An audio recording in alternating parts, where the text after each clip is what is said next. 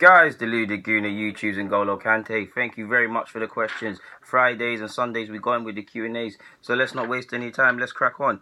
Omar Jeffers asks, what do you think about El Nene's performances in the last two games as a holding midfielder? I think in that system he allows our attack players to express themselves more. You said it. That's what he's about, and it's about finding systems to enable our players, whether they're average, rotation, or world-class players, to excel. He's doing his thing. I do believe we need someone better than El Nene. I'm sure you guys can assess that. He should really be a rotation option. He plays around 10, 15 games in the season. You bring him on to shutout games. But credit where it's due. Like Monreal, he's doing his thing and he deserves his spot.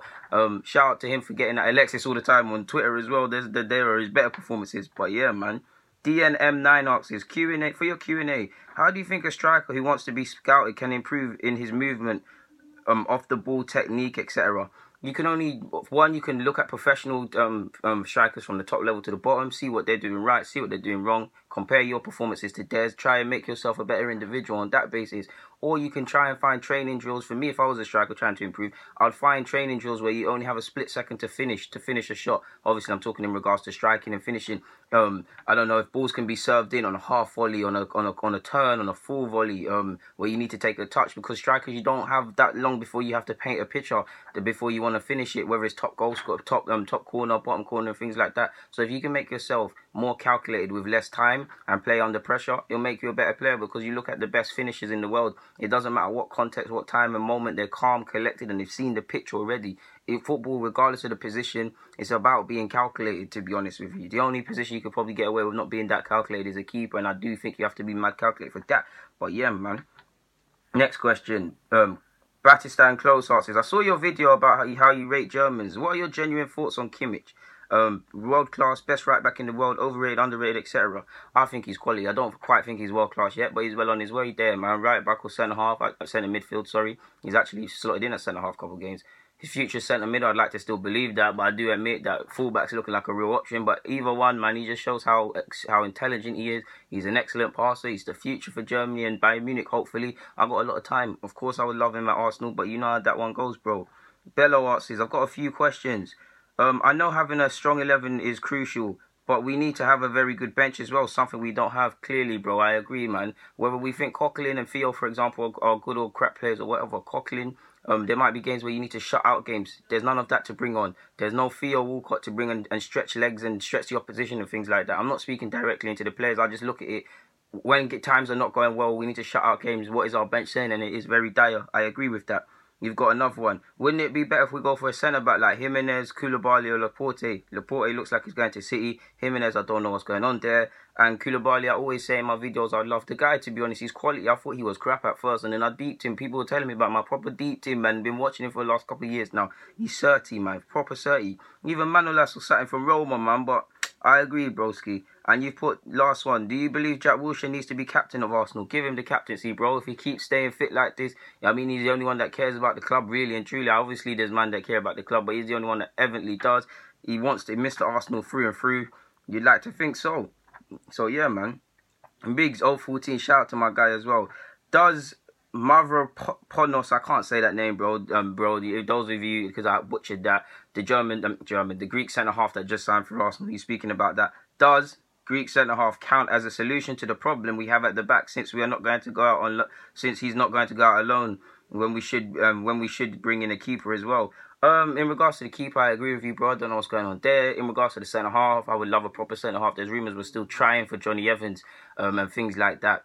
You could say on the basis that would be the Arsenal thing to do, is let this Greek guy that we've signed be that guy and things like that. Wenger said he's been impressed, and he does look alright in the little clips I've managed to find of him.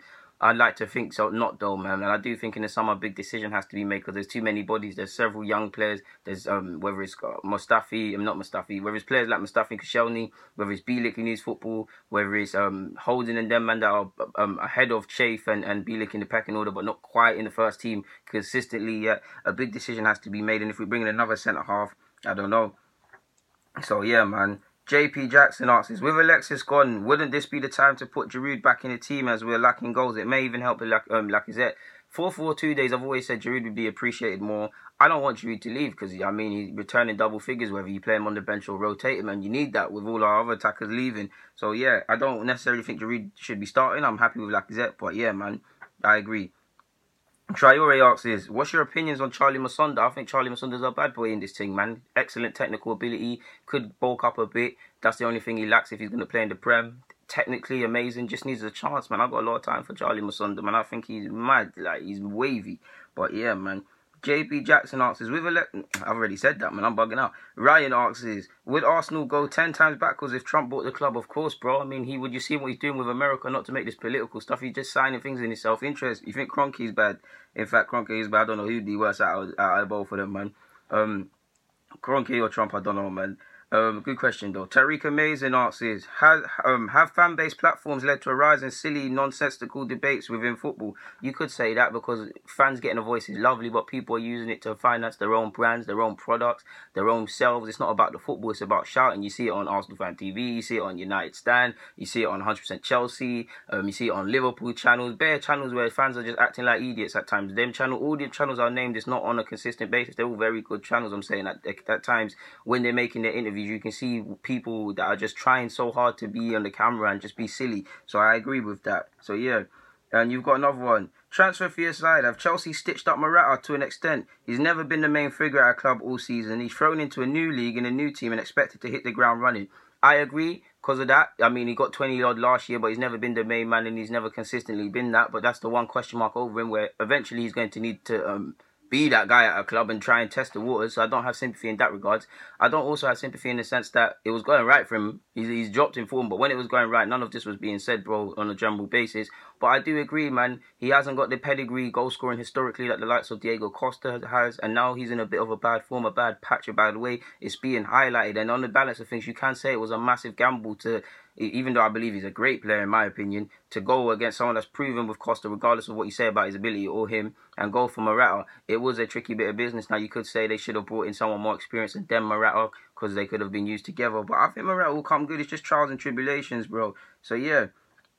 And lastly, Jack Lau asks, 2 questions. Most famous person you've met? Probably Gareth Bale, to be honest with you, off the top of my head, or Jovino. And secondly, if you could have dinner with anyone, past or present, who would it be and why? Malcolm X, because he done a lot.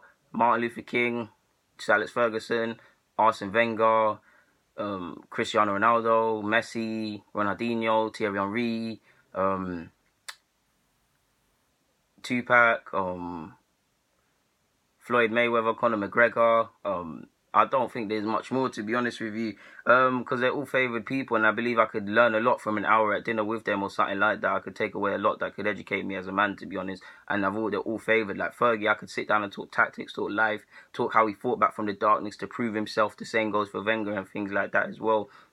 Malcolm X, etc. I don't need to explain to you why them ones there, but that's all the questions in this Q&A, man. Guys, I need them questions. Get in there with some more. Make my life easier. Sundays, the quicker I get them, the quicker I record them, and the quicker they come out. If there's enough, I'll even drop more. But anyways, man, get in the comments, subscribe, do the rest of it. Deluded, I'm out, man. Thank you very much for watching, guys. It means a lot.